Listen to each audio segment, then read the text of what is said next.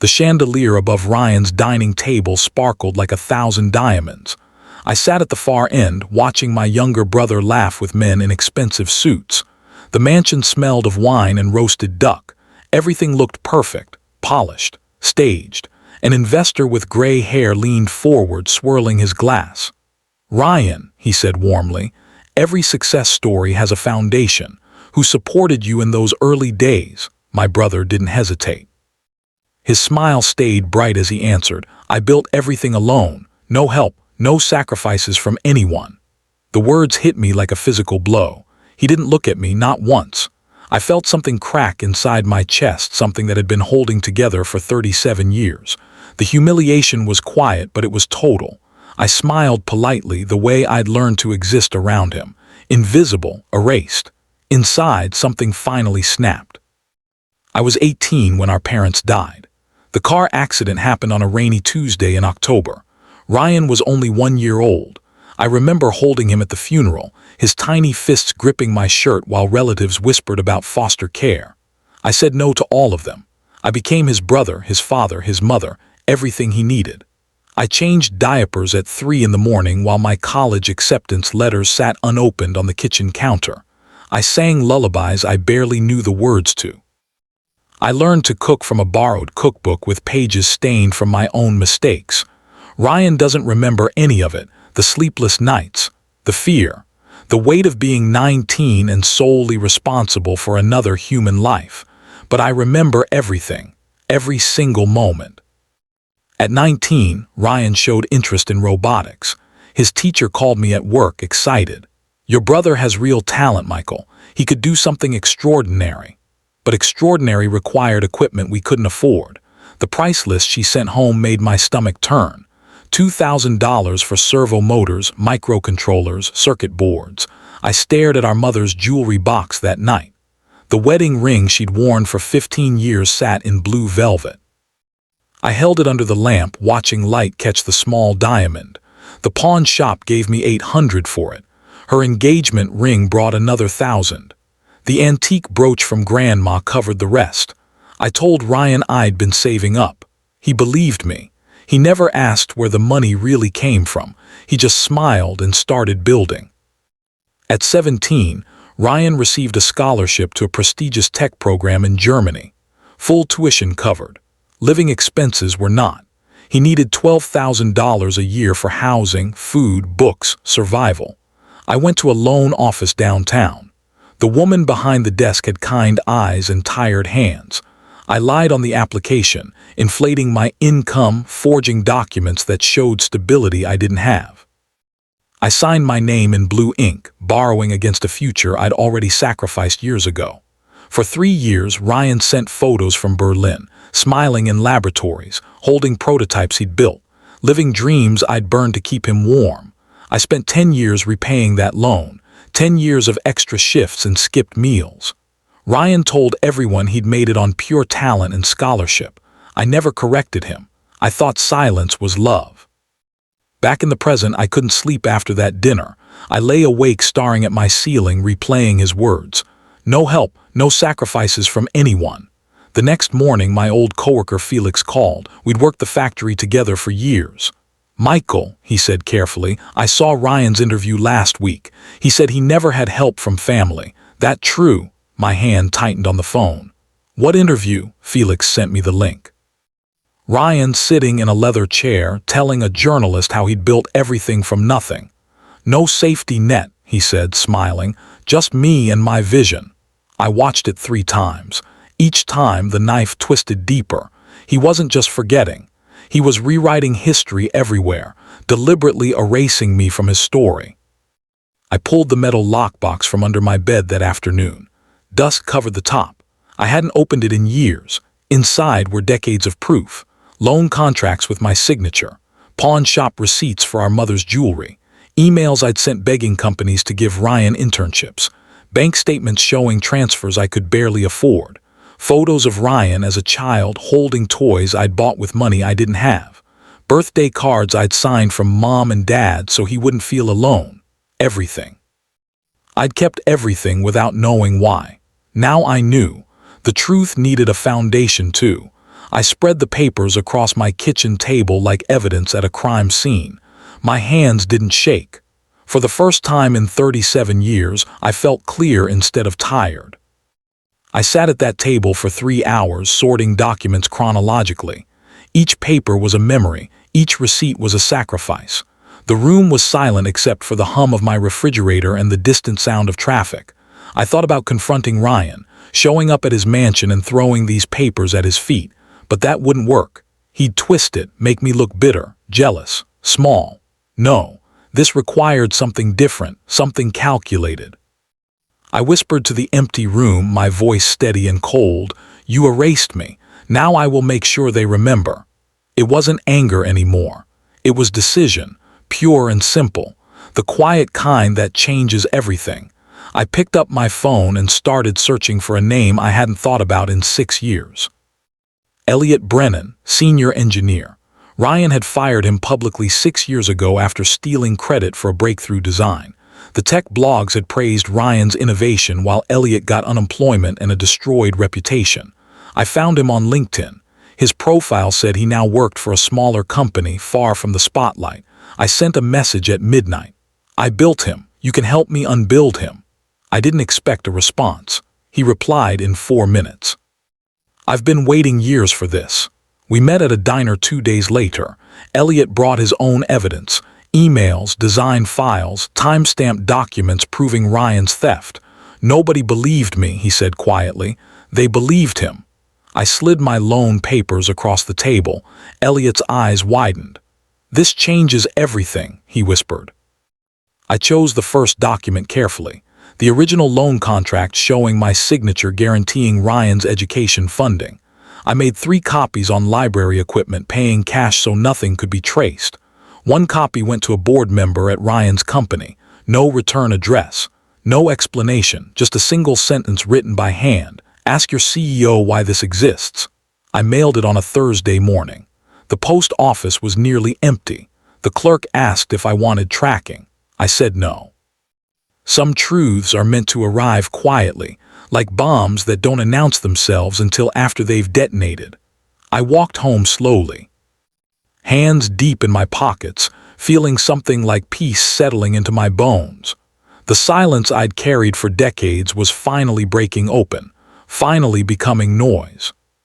Whispers started within 5 days. Felix called me from his new job. "Dude, there's rumors flying around Ryan's company, something about his funding story being fake." I said nothing, just listened. Ryan's assistant, Patricia, who still sent me Christmas cards, called next. "Michael, the board is asking questions. Someone sent documents." Her voice was nervous, worried. "Do you know anything about this?" I told her I didn't. I wasn't ready to be visible yet. Ryan called me that afternoon. I watched my phone vibrate on the kitchen counter. Once, twice, 3 times I let it ring. Each ignored call felt like a small victory, like reclaiming something he'd stolen. Power, agency, voice. I made tea and sat by the window, watching rain streak the glass, feeling calmer than I had in years. A journalist interviewed Ryan 2 weeks later. I watched it live on my laptop.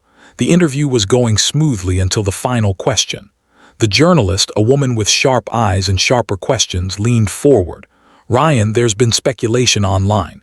Did you really build your company with no financial help from family?" Ryan laughed, confident, dismissive. "Absolutely, everything I have I earned alone." The journalist nodded, smiling slightly. "Interesting, thank you for your time." The interview ended.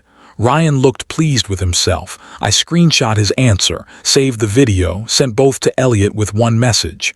"He just lied on camera, now we bury him." Elliot responded with a single word: "Tomorrow." That clip was about to age like milk in the sun, horribly, publicly, permanently. The next morning, the journalist published a follow-up article. The headline made my heart race. "Self-made CEO, documents say otherwise." Below it was a scan of my loan contract, my signature, Ryan's name as beneficiary. The article was careful, balanced, but devastating. It asked questions Ryan couldn't answer without lying more. Within hours, the story spread. Tech blogs picked it up. Twitter erupted. Someone created a hashtag, #BrotherMade. I read every comment. Some people defended Ryan, most didn't. Imagine erasing the person who sacrificed everything.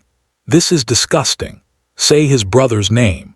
I sat at my kitchen table, hands wrapped around my coffee mug, watching my invisible sacrifices become visible truth.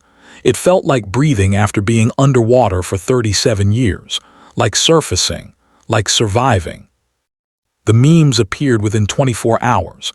Ryan's face photoshopped onto various self-made jokes. Self-made, with a side of brother's life savings. The internet was merciless.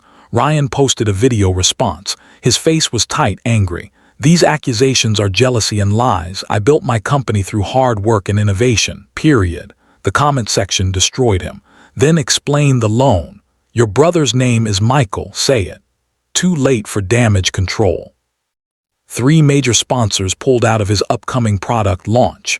News articles changed their language. Controversial tech entrepreneur Ryan Hale. Not visionary, not brilliant, controversial. I went grocery shopping that week. The young cashier recognized me from a photo someone had posted online. You're that brother, she whispered. My older sister raised me. I never thanked her properly. I called her yesterday because of you. I couldn't speak, just nodded. Elliot's turn came next. He published everything he'd been holding for 6 years. Internal emails showing Ryan stealing his designs. Timestamp files proving innovation that Ryan claimed as his own. The evidence was undeniable. Tech forums exploded. Former employees started coming forward with their own stories. A pattern emerged. Ryan built his empire on stolen work and erased contributors. One article called him the manufactured genius. Ryan held a press conference. Blamed hackers, called it a coordinated attack by jealous competitors. His voice shook, sweat beaded on his forehead. Nobody believed him. The comments were brutal. He's panicking. Watch him crumble. This is what happens when lies catch up. I watched the press conference twice. The second time I noticed his hands trembling, the mighty falling, the invisible becoming unavoidable. 3 major investors froze his accounts pending investigation. A Fortune 500 sponsor canceled a multi-million-dollar partnership. Ryan's company lost $40 million in valuation overnight. The business news covered it like a scandal, because it was. Ryan called me at 2 in the morning. I was awake, reading articles about his collapse. I answered this time. Are you doing this? His voice was raw, desperate. I took a breath. I'm just telling the stories you buried, Ryan. Silence stretched between us, heavy, suffocating. Why? He finally whispered. You know why, I said quietly. You erased me at that dinner, in every interview, in every version of your success story. You made me invisible. I didn't mean. Yes, you did, I interrupted. Every single time. I hung up. My hands were steady. My heart was calm. Justice felt nothing like I'd imagined. It felt quieter, sadder, but necessary. I spent 2 days scanning every document, every receipt, every photo, every email. I created a digital archive of 37 years. Then I uploaded it to Medium with one caption. You only call a man self-made when the person who built him stays silent. The response was immediate. 50,000 views in 6 hours, 500,000 by morning. News outlets requested interviews. I declined most, accepted 3. I kept my answers simple, honest. I raised him from infancy. Funded his education. Guaranteed his first business loans. He told the world he did it alone. I'm simply providing context. The documents spoke louder than my words. Photos of baby Ryan in my teenage arms. Receipts for his first robotics equipment. Loan papers with my signature and his dreams attached. Everything visible now. Everything undeniable. Finally mine to claim. The media turned completely. Journalists who'd praised Ryan now wrote exposés. The man behind the manufactured genius. How Ryan Hale built an empire on his brother's sacrifices. Former employees gave interviews. Investors released statements. The narrative shifted from misunderstanding to systematic erasure and fraud. Ryan's reputation didn't just crack. It shattered. Articles called him manipulative, dishonest, built on borrowed brilliance and stolen credit.